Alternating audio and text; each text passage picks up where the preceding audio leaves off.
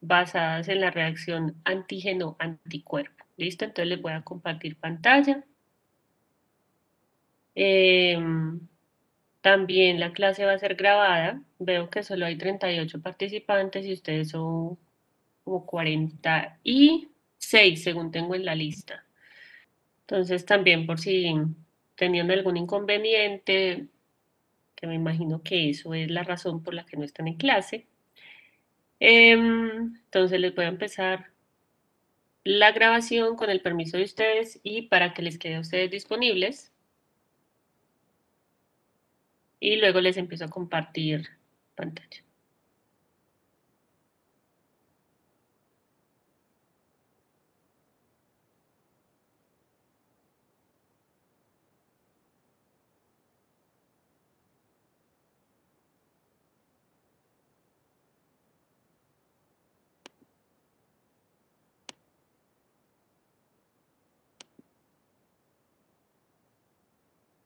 Listo, bueno, entonces acá tenemos,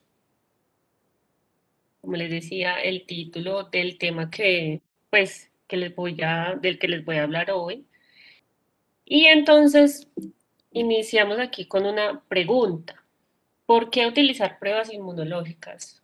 ¿Por qué creen que es necesario utilizar pruebas inmunológicas? ¿O por qué se pueden usar pruebas inmunológicas? ¿Quién tiene alguna idea? Así no necesariamente sepa, pero que como que se le venga algo a la cabeza acerca, pues como para responder esa pregunta.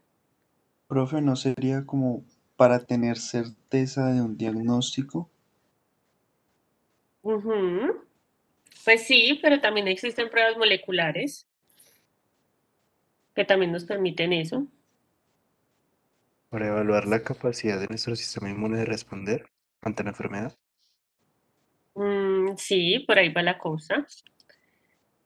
Vamos a tener que nuestro sistema inmune pues está trabajando todo el tiempo para protegernos para reconocer lo propio y pues para defendernos de lo que no sea nuestro, ¿cierto?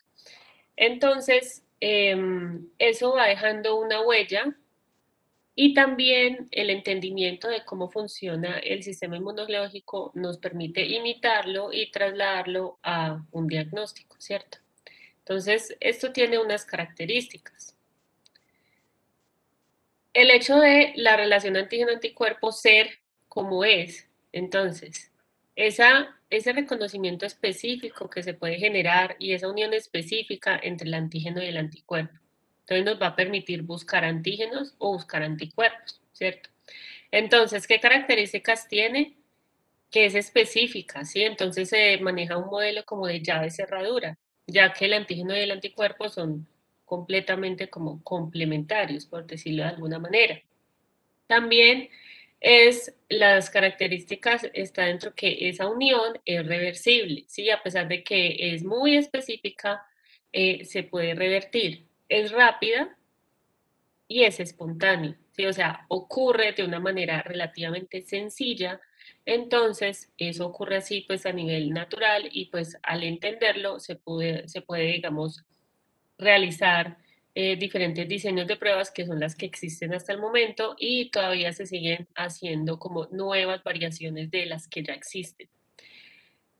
También los tipos de reacciones que podemos observar y que también sirven para nosotros evidenciar de alguna manera esa respuesta sería la precipitación, la aglutinación, la neutralización y la opsonización. Entonces, nosotros sabemos que el sistema inmune hace todos esos procesos y eso nos permitiría a nosotros en un laboratorio evidenciar que el proceso se está dando, ¿sí? Entonces, si se observa la precipitación, si se observa la aglutinación o si por procesos de neutralización y opsonización, entonces se pueden generar las respuestas que van a ser leídas por diferentes equipos, que pueden ser em,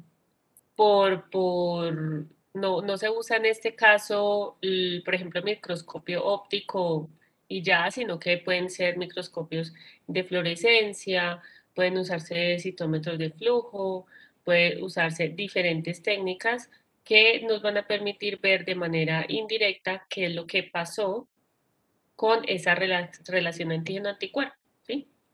Entonces, aquí en esta diapositiva hay un link a un video que habla de estas reacciones antígeno-anticuerpos. Ahora que ya hemos Entonces, visto, ustedes lo pueden ver si quieren como ampliar eso que yo les acabo de decir. ¿Listo? O sea, estas diapositivas todas, bueno, no todas, pero la gran mayoría tienen links que los llevan a otras, como la ampliación de la información. ¿Listo? Pues ahí está uno y vieron que lo llevaba a un video que explicaba específicamente la relación antígeno-anticuerpo que ustedes ya vieron en inmunología.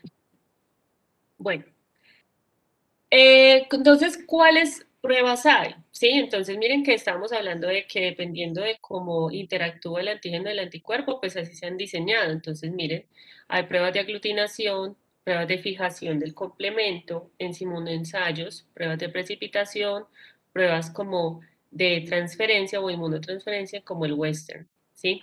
Entonces, aquí también esta imagen es un link que los lleva a esta página y en esta página están explicadas todas las pruebas que les acabé de mencionar, ¿sí? Entonces, las de aglutinación, pues su nombre lo dice, permite que las partículas como que se unan, ¿sí? Como que se aglutinen como tal, y es siguiendo como esta característica que podríamos observar si la reacción se llevó a cabo o no, ¿sí? ¿Qué nos dicen? Que por lo general estas pruebas, amplío acá un poquito, que por lo general estas pruebas son rápidas, no son tan sensibles como otros métodos, pero también permiten, por ejemplo, determinar serotipos de algunas bacterias, ¿sí? Miremos acá qué más nos mencionan acerca de esta prueba. Entonces, en esta prueba nos dicen que podemos usar diferentes muestras. Miren, por ejemplo, líquido cefalorraquídeo o suero. También se deben hacer ciertas diluciones seriadas de la muestra, porque pues si en la muestra está muy cargada de lo que se está buscando, pues puede como que no ser evidenciada de una manera tan clara. Y bueno, entonces, por lo general, cuando se determinan los tipos de sangre, estamos viendo una aglutinación, ¿sí? Entonces, eso sería un ejemplo. Otras como la fijación del complemento, entonces aquí se mide la cantidad de anticuerpos consumidores de complemento o que lo fijan, ¿sí? Como nos están diciendo acá. Se usa para diagnóstico de algunas infecciones virales o micóticas, especialmente para coccidioidomicosis, ¿sí? Entonces miren que hay unas pruebas que tienen como una direccionalidad, por decirlo de alguna manera, o sea, son más específicas para ciertas cosas. Por lo general, las pruebas de aglutinación y de complemento sí se usan todavía, pero vamos a ver que digamos, las más así, más como famosas o más usadas o más típicamente usadas suelen ser, por ejemplo, los inmunoensayos, porque ahí es donde tenemos a las EIA, que serían esas como tal, que serían en fase sólida, y tenemos a la ELISA. Yo creo que ustedes ya han escuchado hablar de las ELISAs, por ejemplo, cuando han visto diferentes enfermedades y ven su diagnóstico y ven que se hace por ELISA, ¿sí? Estos inmunoensayos pues tienen una sensibilidad muy alta y pueden hacerse con fines de rastreo, es decir, se pueden hacer con fines de, bueno, vamos a ver si la enfermedad estuvo, ¿sí? O si está en este momento y pues eso también depende de los anticuerpos que se estén buscando o si directamente se está buscando el antígeno, ¿sí? Bueno, pruebas de precipitación. A ver, miremos acá. En general, cuando se sospecha de infección micótica o meningitis piógena, se suelen usar las pruebas de inmunotransferencia de Western, que son siguiendo el principio de las EIA, ¿sí? Lo que pasa es que aquí se hace una inmunotransferencia, tranquilos y tranquilas que ahora ya les muestro, como estas específicas, pero es para que ustedes vean que en esta página están como las generalidades de esas pruebas y que las pueden consultar allí. Listo, pero entonces, ya teniendo en cuenta que hay un montón de pruebas que se basan en esta reacción antígeno-anticuerpo, pues entonces tenemos que recordar un poco los tipos de anticuerpos, ¿sí? Entonces tenemos los IgG, tenemos, podemos tener monómeros de IgM, cuando no está haciendo acá el pentámero, IgDs, IgAs, en monómero, o cuando están haciendo aquí, cuando están formando este complejo que compone dos, y el IgE, ¿sí? Entonces las pruebas pueden buscar este tipo de anticuerpos o pueden usar estos tipos de anticuerpos para buscar antígenos, ¿sí? Por lo general, los que se usan para buscar antígenos suelen ser los IgGs. No digo que no existan con los otros, pero pues digamos que es lo que más he observado yo en mi experiencia, como que casi siempre son IgGs diseñados para encontrar ciertos antígenos. Y pruebas que busquen anticuerpos, por lo general buscan IgGs, buscan IgMs, buscan IgAs, bueno, ahí sí pues hay más diversidad, pero por lo general ustedes creo que han notado que se suelen buscar mucho los IgGs y los IgMs para determinar enfermedad crónica o fase aguda de una enfermedad respectivamente. Listo, pero entonces esos anticuerpos, ¿cómo los obtenemos y de qué tipo son? Ustedes saben que pueden haber anticuerpos policlonales y anticuerpos monoclonales, ¿cierto? Por lo general, cuando se genera la respuesta inmune que genera células B o células plasmáticas más bien, ya de memoria, o células plasmáticas, que es lo mismo. Entonces, se empiezan a generar diferentes poblaciones de estas células B que van a generar diferentes anticuerpos, ¿cierto? Que vamos a tener anticuerpos contra muchas partes de, digamos, la bacteria, el virus o lo que sea que el cuerpo aprendió a defenderse. Entonces, nosotros cuando hablamos de anticuerpos monoclonales es porque obtenemos anticuerpos específicos para un antígeno, ¿sí? Súper, súper específicos. O sea, esos anticuerpos no me van a reconocer varias partes de una bacteria, sino que van a reconocer una parte muy específica, ¿sí? Entonces allí, digamos, se puede encontrar, como ahora con el coronavirus, anticuerpos que reconozcan específicamente la presencia de la proteína spike, por ejemplo. Entonces esos son anticuerpos monoclonales, ¿sí? Entonces, para diferentes ensayos a nivel, por ejemplo, de investigación, uno puede trabajar con anticuerpos policlonales, es decir, que simplemente me digan si ahí está o no está lo que yo estoy buscando. Pero a nivel de diagnóstico, tiene que ser mucho más específico. Entonces, se deben producir estos anticuerpos. Si no estoy mal, esto también nos lleva a un video, sí, específicamente. Entonces, si ustedes quieren recordar, y digo recordar porque es que ustedes ya vieron inmunología, cómo se produce un anticuerpo monoclonal, pueden ver este video. Igual yo les voy a poner aquí una parte. Entonces, recuerden que esto pues se hace en el laboratorio, se genera como una, ¿cómo se dice? Como una estimulación, digamos, en un animal para que produzca diferentes células plasmáticas, y lo que se hace es después, acá les voy mostrando, se inmuniza al ratón, se aíslan sus células productoras de anticuerpos, las células plasmáticas, y entonces se fusionan con unas células tumorales para que estas células plasmáticas se vuelvan inmortales, ¿sí? La idea es que se sigan dividiendo pues siempre, y que se puedan hacer como repiques, o que se puedan hacer procesos en los cuales esas células siempre se van a poder estar dividiendo. ¿Para qué? Pues para que siempre estén generando anticuerpos. A esta fusión se le llama el hibridoma, y los hibridomas pues quedan policlonales, ¿sí? Porque estos anticuerpos que genera estas son de un tipo, estos son de otro, estos son de otro, estos son de otro. Entonces la idea es que esto eh, digamos, se genera o se facilita que se divida. Y entonces luego, cuando ya hacemos una selección, aquí nos muestran algo así.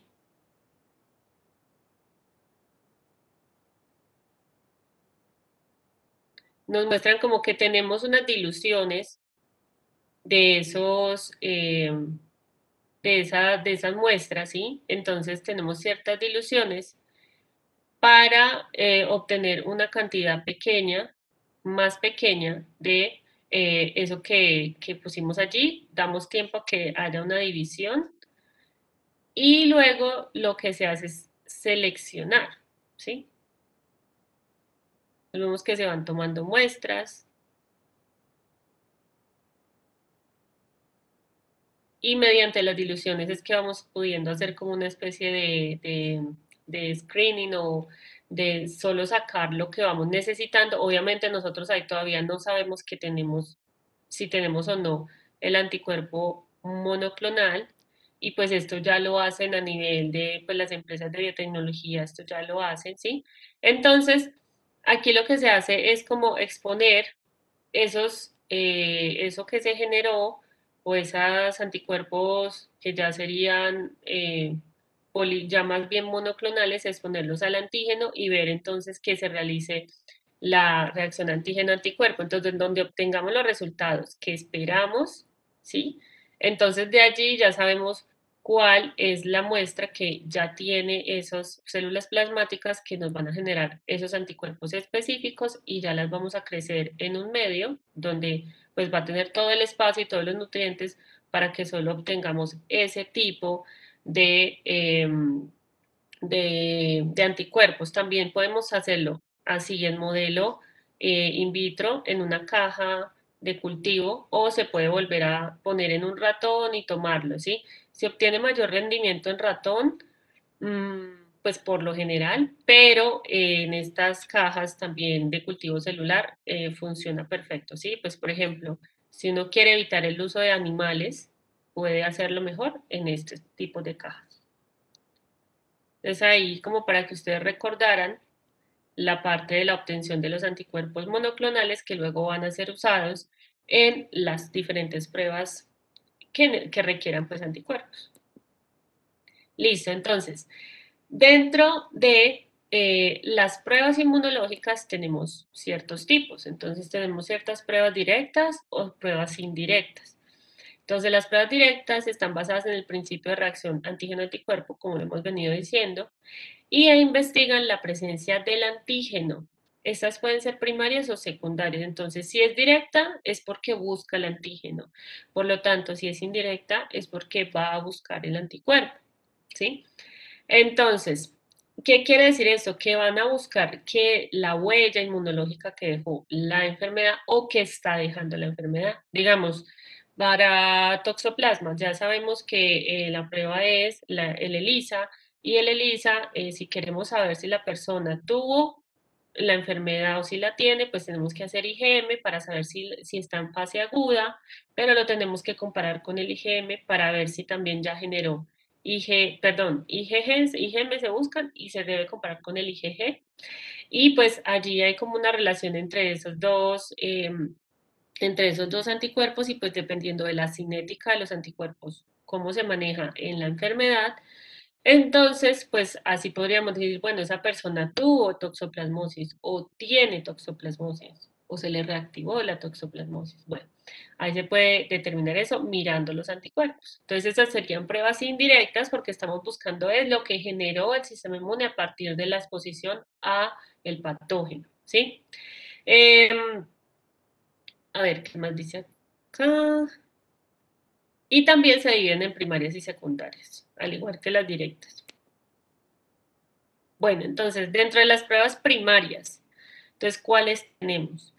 ¿Y qué significa eso? Entonces, son aquellas en las cuales la reacción antígeno-anticuerpo no da lugar a ninguna manifestación visible, requiriendo para evidenciar que la reacción ha ocurrido procedimientos técnicos complejos y en ocasiones equipos sofisticados y costosos, ¿sí?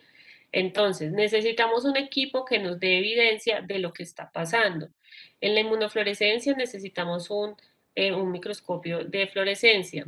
Esta de la radioinmunoensayo la coloco así como en negrito, lo que pasa es que ya no es usada, o puede que todavía en algún lugar la usen, pero pues es que se manejan sustancias radiactivas, entonces pues si ya tenemos estas otras, mejor no, ¿sí? El ELISA necesita un espectrofotómetro, la inmunoelectrotransferencia es el Western Blot, que también requiere un equipo para hacer la transferencia y necesita unas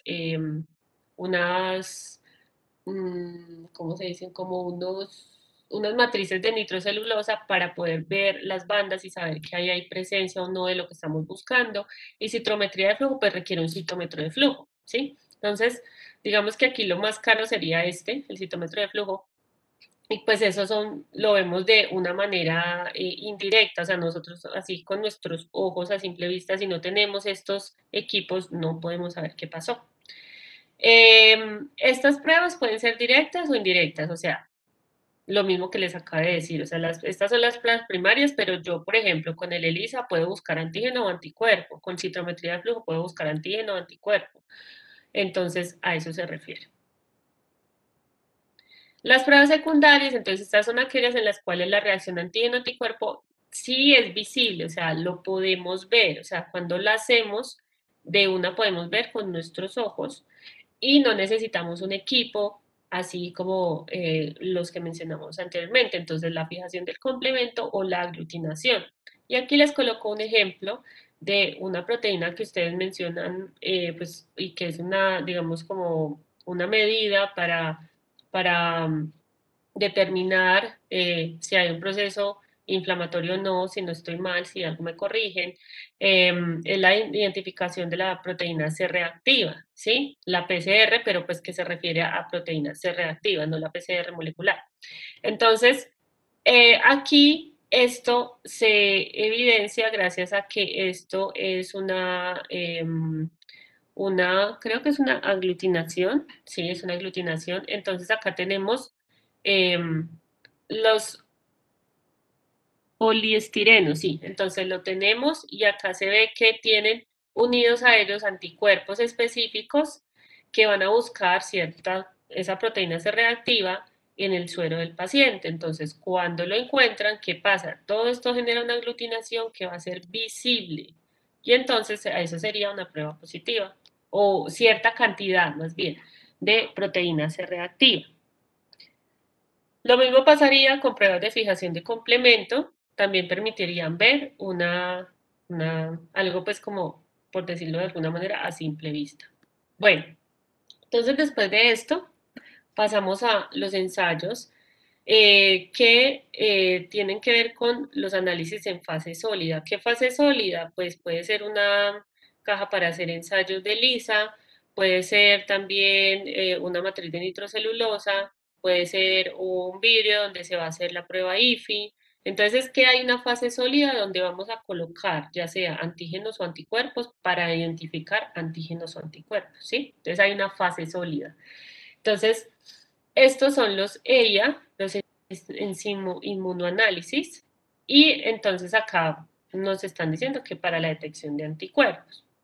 Entonces acá tenemos como un ejemplo pequeñito, ahorita igual vemos unos donde se especifica qué pasa, pero miren, tenemos un anticuerpo monoclonal, esta sería la fase sólida, esto sería un pozo de la placa de ELISA, que está hecha en un material que permite la adhesión de estas proteínas, ¿sí? O sea, que como por em, solamente interacción entre este material y los anticuerpos ya permiten que como que se adhieran, ¿sí? Entonces tenemos anticuerpos monoclonales, se lava el exceso de los mismos, luego se colocarían puede ser la muestra del paciente, luego se vuelve a lavar y luego se coloca ya un anticuerpo que va a ser un anticuerpo que tiene una enzima, ¿sí? Entonces, vamos a ver esto. Y esa enzima tiene cierta interacción que nos va a permitir ver un cambio de color y ya vamos a ver entonces más específicamente. Acá vamos viendo que tenemos entonces dentro de esos EIA, tenemos el ELISA, que es la prueba inmunoabsorbente ligada a enzimas. Entonces, siempre va a haber un anticuerpo aquí que va a estar ligado a una enzima que va a hacer que los pozos cambien o no cambien de color, dependiendo de si está o no está lo que estamos buscando. Tenemos la ELISA directa, que busca el antígeno, la indirecta, que busca el anticuerpo, sándwich, que también busca el antígeno, y competitiva, que es como mirar cuál de los dos anticuerpos logró identificar el antígeno y ya vemos qué pasa con eso. Bueno, entonces, Seguimos con la reacción antígeno-anticuerpo. Cuando vemos color es por la interacción entre un sustrato cromogénico y una enzima que ha sido acoplada al anticuerpo detector, ¿sí? Entonces esto es una relación, una reacción de acoplamiento y el cambio de color es gracias a ese sustrato cromogénico.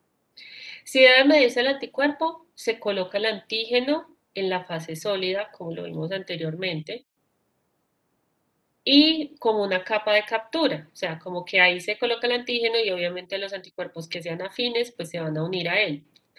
Después de la reacción del antígeno con el suero del paciente, la capa de detección puede ser un reactivo antiinmunoglobulina, clase específica IgG o IgM, para detectar la respuesta de los anticuerpos de clase específica, como vemos acá. Por ejemplo, acá vemos que este anticuerpo era el de la muestra del paciente, este antígeno lo pusimos nosotros, y este anticuerpo que está acá es el que está ligado a enzimas, ¿sí? Y el que nos va a permitir que cambie el color porque él sí se pudo unir, ¿sí? Si este anticuerpo no estuviera aquí, pues este anticuerpo de aquí no se uniría a este antígeno porque no es afín al antígeno, sino al anticuerpo que está acá. Esto puede ser un IgG, puede ser un IgM, ¿sí? Entonces, este anticuerpo está diseñado para reconocer otro anticuerpo, ¿sí? A eso es lo que se está refiriendo esto. Ay, ¿esto por qué se devuelve tanto?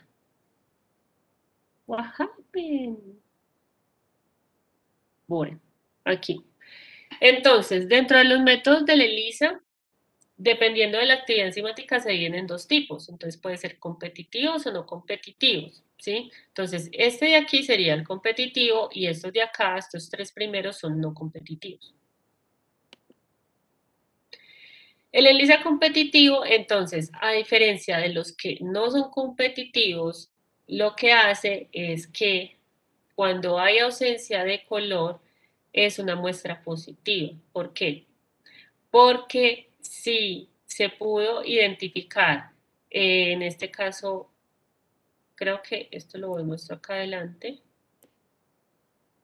Déjenme lo miro. Así, ahora les muestro cómo se vería la ELISA competitiva. Pero lo que ustedes deben tener presente es que el único ELISA que daría positivo por no generar color es el competitivo, ¿sí? Y esto es debido a que el sustrato no encontrará a la enzima porque el conjugado ha sido desplazado por el anticuerpo presente en la muestra. Entonces, si el anticuerpo que estamos buscando sí está, desplaza al conjugado, es decir, al anticuerpo que tiene la enzima, entonces no va a haber color. Y eso quiere decir entonces que la muestra es positiva para ese anticuerpo.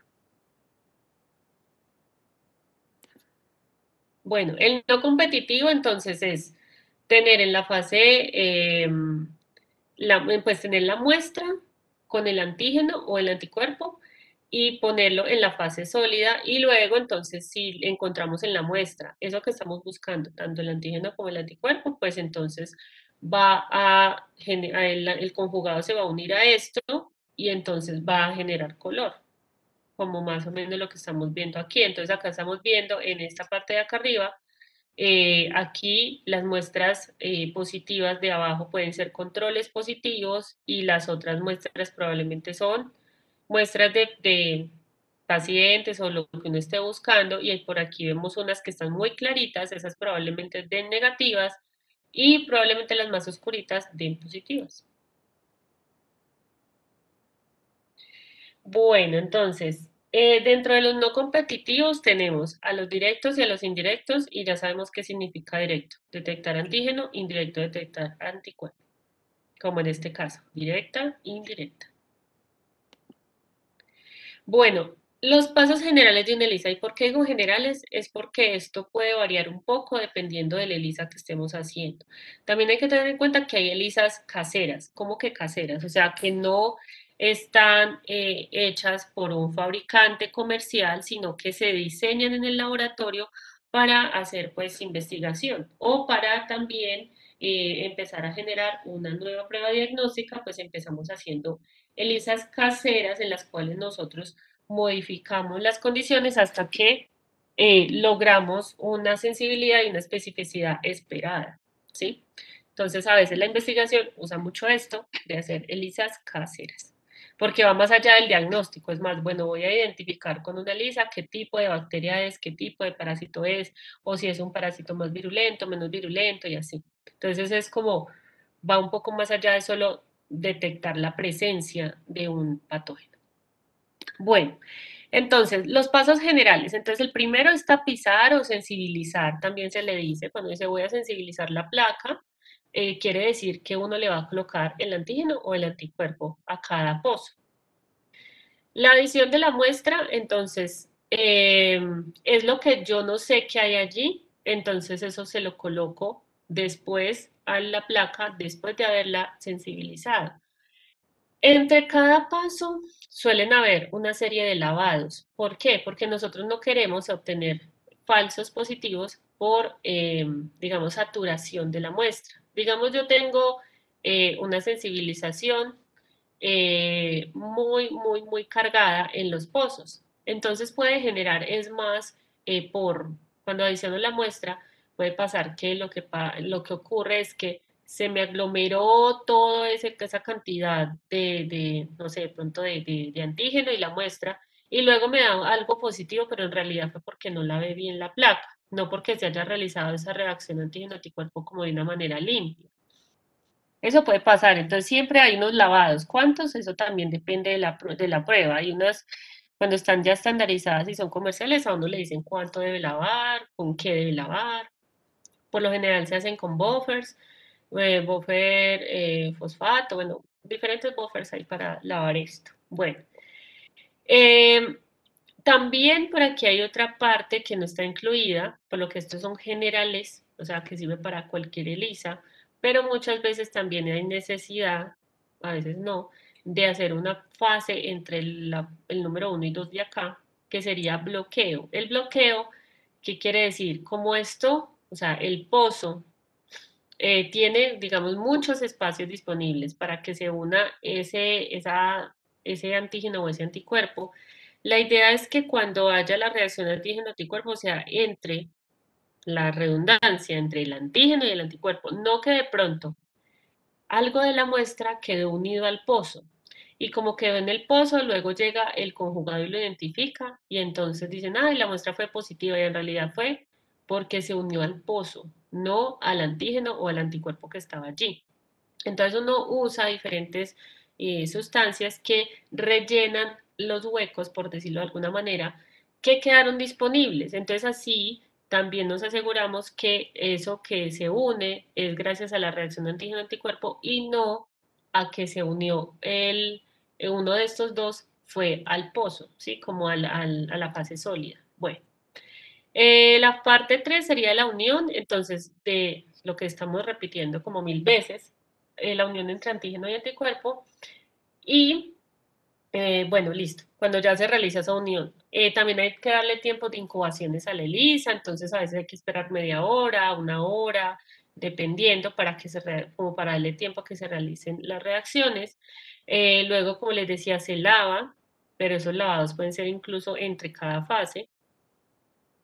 Se adiciona el anticuerpo secundario. ¿Y por qué decimos que es secundario? Porque es el que está marcado con la enzima. Luego se deja que se una ese anticuerpo secundario y luego se vuelve a lavar para quitar el exceso de anticuerpo secundario.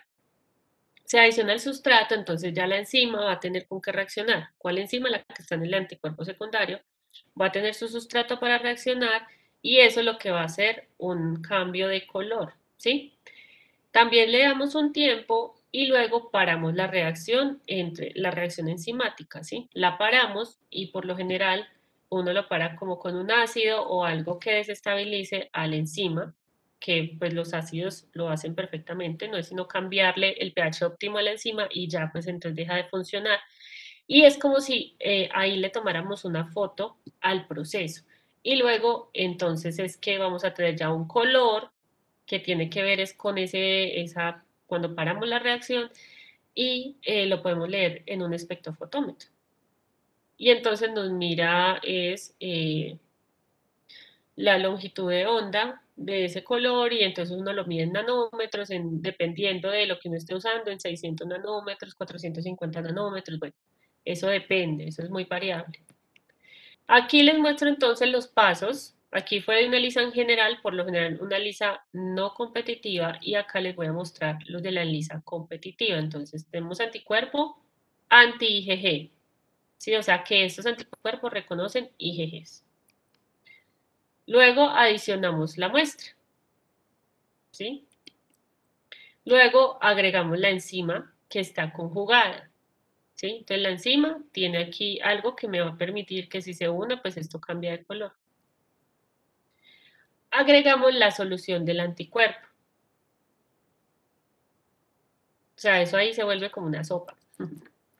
Entonces, empieza la reacción como tal, empiezan a ocurrir, pues por afinidad empieza a ocurrir la reacción. Entonces vemos, el anticuerpo que adicionamos es un IgG, y ese IgG tiene la opción de reconocer ciertos antígenos.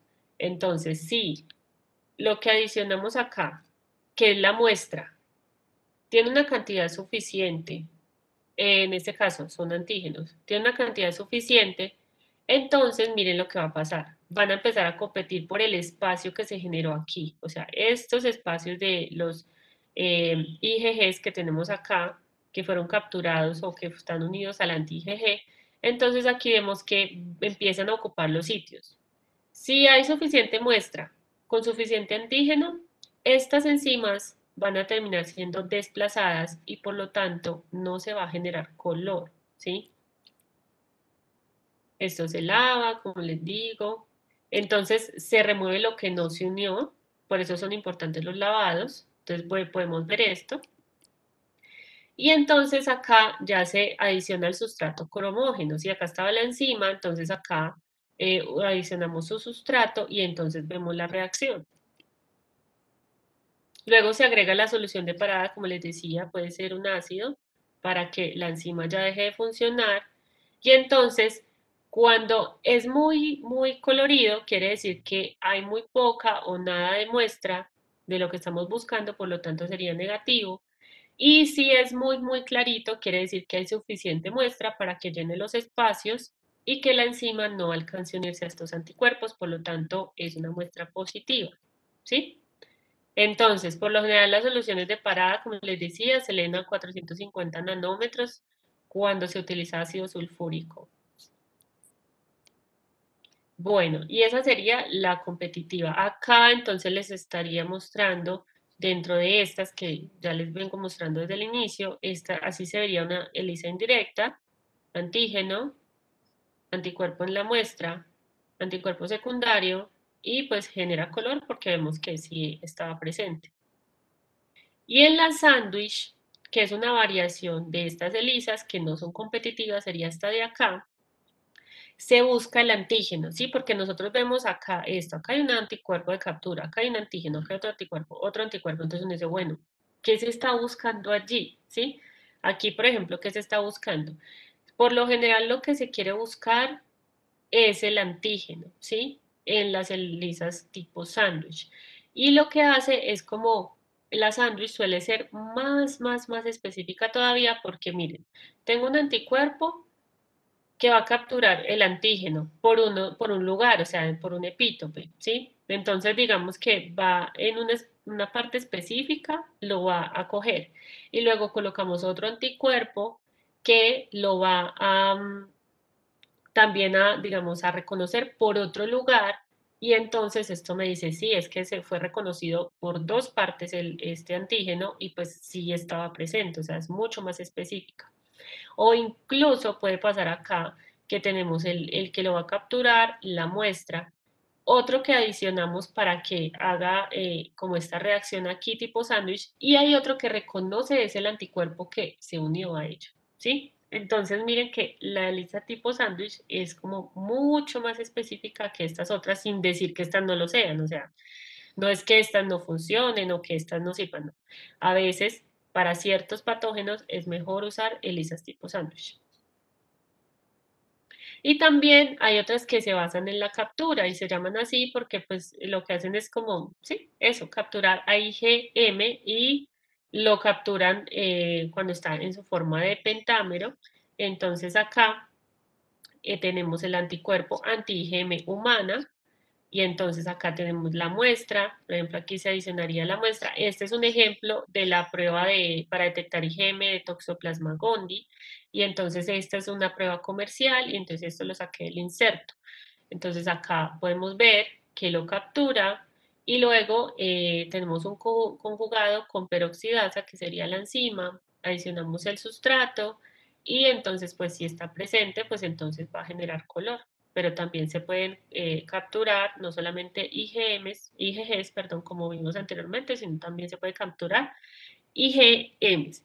Y también hay ELISAs para IgAs, hay para IgDs y así, pero las que no más ve son IgM y IgG.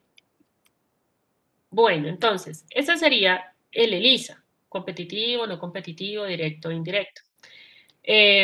Y también tenemos una muestra, perdón, es que una muestra es una técnica que también está basada en tener una fase sólida, que es el Western blot. Entonces aquí, esto es un link a una página.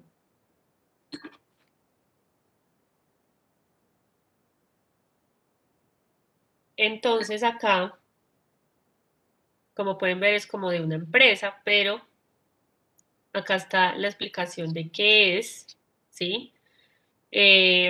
Los métodos que se usan, obviamente hay unos métodos un poco más avanzados, otros no tanto, pero el punto es que es la transferencia, ¿sí?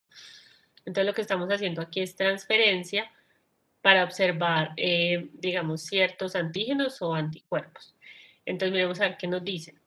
Es una técnica bastante popular usada en la detección de proteínas y en la cuantificación.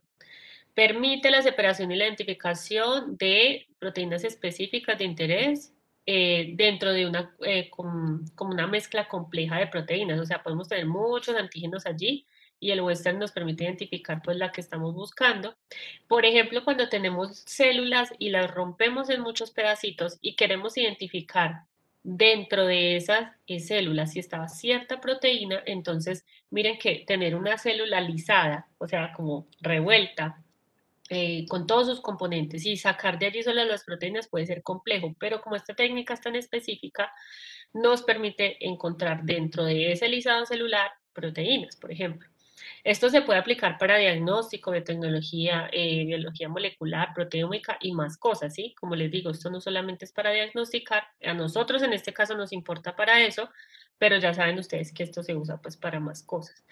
En que, por ejemplo, detección de qué tipo de enfermedad se usa el Western, se usa el ELISA, por ejemplo, en VIH. Creo que ustedes VIH lo ven es el otro semestre, creo. Pero bueno, el punto es que hay enfermedades que su detección no depende de una sola prueba o de un solo tipo de prueba, ¿sí? Entonces el VIH es un ejemplo.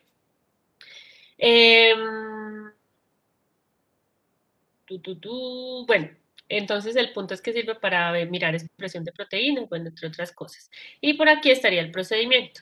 Entonces vamos a ampliar acá un poquito. Entonces, por lo general, para uno hacer el Western blot, uno tiene que obtener como las proteínas haciendo una electroforesis de proteínas, ¿sí? Entonces, tenemos la muestra y entonces se hace un corrido de los fragmentos de esa muestra, puede ser como un listado celular y entonces pues por cargas se separan los componentes de la célula y pues eso genera un patrón. Luego, entonces lo que uno hace es hacer la transferencia a la matriz de nitrocelulosa o no sé si hayan otras matrices, puede que sí, pero bueno, esa es la que conozco. Y miren que acá también se hace la fase de bloqueo. Recuerden que ahora les expliqué que es bueno hacer un bloqueo para evitar que hayan espacios disponibles donde la muestra se puede unir y en realidad no es que esté realizando la reacción. Entonces, hay un bloqueo usando un buffer también. Entonces se incuba con un anticuerpo primario. eh, Esto se deja como en un movimiento, como en un shaker, para favorecer la transferencia. Se hacen lavados también, se hacen incubaciones, otra vez lavados, y luego entonces se detecta si lo que teníamos acá inicialmente, aquí había de todo, ¿cierto? Pero en esta estaban la posibilidad de adicionar anticuerpos primarios que para qué sirven, es como que los colocamos allí para que detecten antígenos específicos que estaban en esta fase de acá. Entonces, si sí estaban, entonces pues vamos a obtener unas bandas específicas.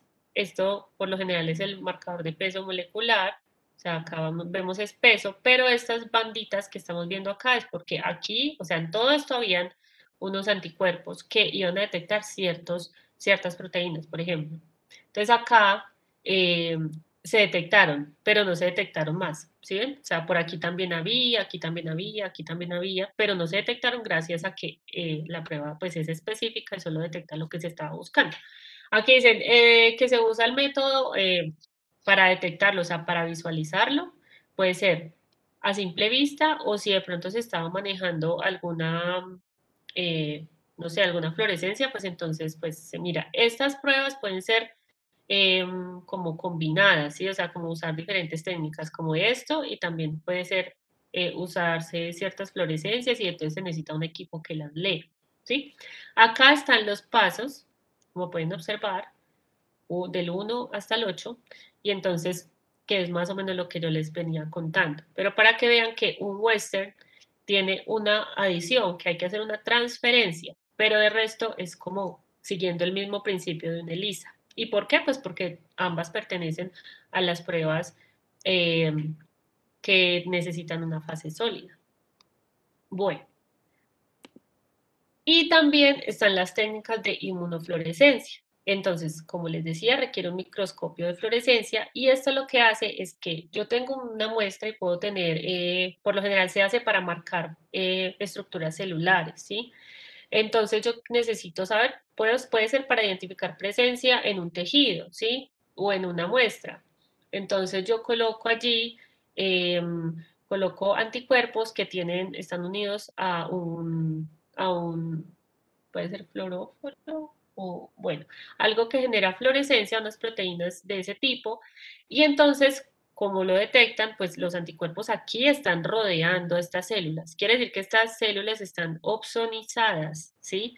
Por ese anticuerpo, y entonces cuando yo lo miro al microscopio de fluorescencia, pues fluorescen, y entonces ahí las puedo identificar, ¿sí? También se puede marcar el núcleo, se puede marcar ciertas proteínas internas, o sea, esto es muy útil para identificar como dónde están ubicadas ciertas partes de la célula, que se puede usar para diagnóstico también, y sí, también se puede usar para diagnóstico, pero también para investigación. Listo, entonces, ustedes tienen unos grupos de trabajo, yo ya vi que ustedes están allí en el Moodle, ustedes los tienen ya asignados, entonces trabajen en los mismos grupos que ya les asignó el doctor, creo que Padilla, o el doctor Arredondo, no sé cuál de los dos fue, pero entonces trabajen en los mismos grupos, ¿sí? Los que van a trabajar pues como todo el semestre. Entonces, en este taller deben hacer lo siguiente, deben investigar y explicar una de esas pruebas. No tiene que ser las tres, solo es una. El ELISpot, que es un tipo de ELISA, pero que tiene un componente celular allí. La citometría de flujo, que es que usa un citómetro de flujo y que se marcan componentes celulares y se pueden hacer conteos. O la inmunofluorescencia, que se las acabé de contar, pero de una manera muy general. ¿Qué deben investigar? Principalmente el fundamento de la prueba, o sea, cómo se hace esa prueba y por qué, o sea, bajo qué fundamento, ¿sí? Entonces, no, se basa en el fundamento de usar las células del sistema inmune y evidenciarse, bla, bla, bla. Se basa en el fundamento del marcaje de células, bueno, es algo corto, no es que me tengan que hacer ahí como el trabajo de la vida, sino que es para que ustedes se den la oportunidad de conocer que hay muchas más pruebas, o sea, aparte de estas hay otras variaciones y así, pero el punto es que todas manejan un principio general o muy parecido, ¿listo? Y la segunda parte sería escoger una enfermedad que se diagnostique mediante ELISA. Yo ya les dije una, por ejemplo, el VIH, pero hay muchísimas, el VIH, el toxoplasma, entre otras, y explicar el fundamento de la técnica, o sea, de esa específica, ¿sí? Entonces, escogí una que es una ELISA tipo sándwich y me diagnostica tal cosa. Entonces, ¿a qué me refiero yo? ¿Qué tipo de ELISA es? Si es directa o es indirecta, si es competitiva o si es tipo sándwich y cómo determinan el punto de corte. Esto no se los he mencionado, pero les voy a dar una idea ya mismo. entonces, con una imagen que teníamos por acá. ¿Y por qué hablamos de punto de corte? Lo que pasa es que a ustedes en el examen final se les va a colocar algunos resultados de ELISAs y los ELISAs se determinan si son positivos o negativos según el punto de corte, ¿sí? Entonces, miren, digamos nosotros tenemos acá esta placa de ELISA y vamos a suponer que estos de acá, estos pozos más oscuros son los positivos. Esperen que se me movió. Estos de aquí son los más positivos. ¿Por qué? Pues porque son los controles positivos. O sea, es decir, que eso da sí o sí positivo. Entonces, también yo tengo unos controles negativos. Entonces, por acá tengo unos controles negativos. Digamos que estos de aquí son controles negativos. Quiere decir muestras que se saben o que traían ya la lisa comercial que son negativos. O sea, la lisa siempre trae un control positivo y un control negativo. Y esto que nos ayuda a ver si la prueba está funcionando correctamente, es decir, si realizamos bien los procedimientos, porque a veces puede ser un error humano, como que se le olvidó a uno adicionar algo y le dio negativo, mentiras que fue que se le olvidó adicionar el anticuerpo secundario. Entonces, esos controles sirven para eso y para hacer el punto de corte. Entonces, el punto de corte se hace con los sueros negativos, ¿sí?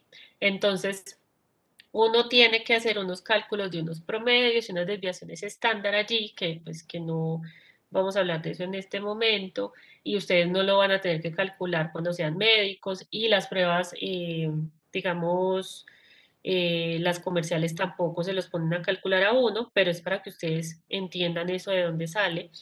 Entonces, con los sueros negativos, ustedes hacen el punto de corte, ¿cierto? Entonces, ese punto de corte me dice desde dónde la prueba empieza a ser positiva y desde dónde la prueba empieza a ser negativa. Y por eso es que uno le puede decir al paciente, bueno, no es positivo o es negativo.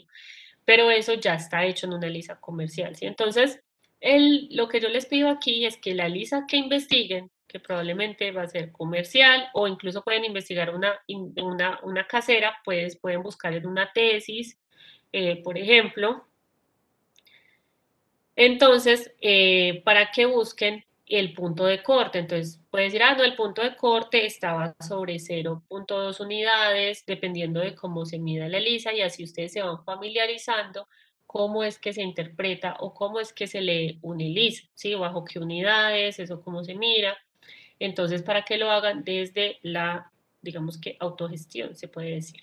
Entonces, ustedes hacen eso y en la próxima clase lo revisamos. ¿Listo? O sea, no me lo tienen que entregar ni hoy ni mañana, sino para la próxima clase lo deben tener listo por grupos, ¿sí?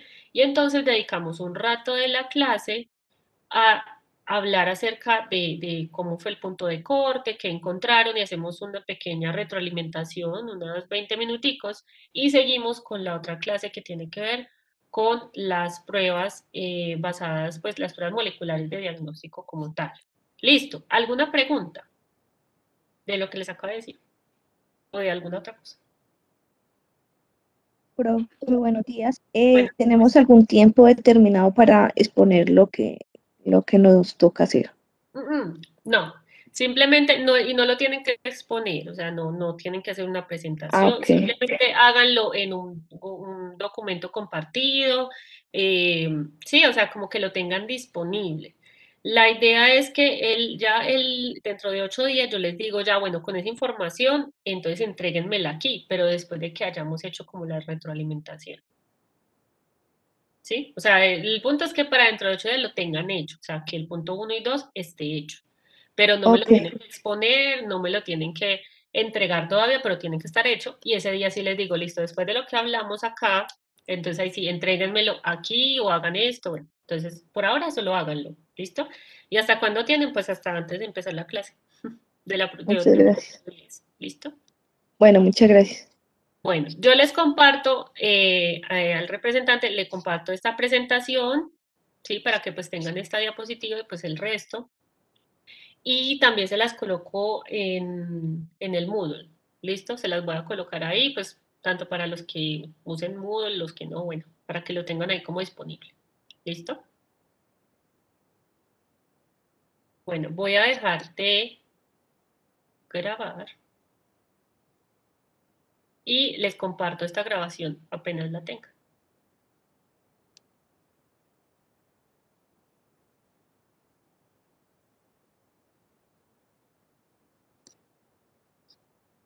Listo, entonces acá, esto es lo que les comparto ahora, este es el taller.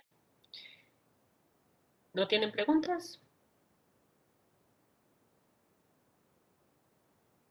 Recuerden los links que tienen acá en las diapositivas, revísenlos. Si tienen alguna duda de pronto adicional, me la pueden hacer también dentro de 8 días. O también les voy a habilitar un foro hoy mismo por si tienen alguna duda y la tienen hoy mismo, mañana, y entonces pues me la pueden hacer en el foro. O también me la pueden hacer por WhatsApp, mejor dicho, por donde necesiten. ¿Listo? Bueno, profe, Listo, muchas profe, muchas gracias. gracias. Bueno, listo. Entonces, que estén muy bien y entonces quedamos pendientes del taller, de yo compartirles las diapositivas y de realizar el foro. ¿Listo? Listo, profe, claro que sí. Listo, profe, muchas gracias. Gracias, profe. Muchas gracias, profe. Bueno,